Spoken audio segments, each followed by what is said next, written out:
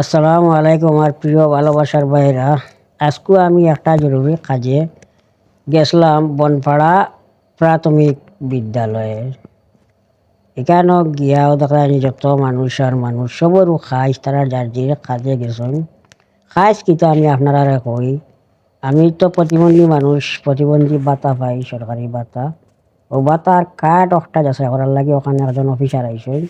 Officer লাগে সবার card ওগুলি দেখানি লাগে, প্রতিবন্ধী ভাতার কার্ড, বয়স্ক ভাতার কার্ড, বিধবা ভাতার কার্ড।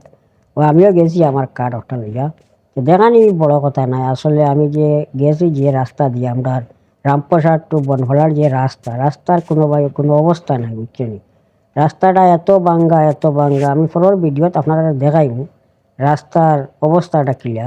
আপনারা দেখিয়া কইবা যে এটা রাস্তা না আরো কিচ্ছু। আর আপনারা দেখো খুব কষ্ট করে গেছি। আর আমার ভিডিওটা একটা শেয়ার করে দিবা, বেশি বেশি করে লাইক করবা, কমেন্ট করবা।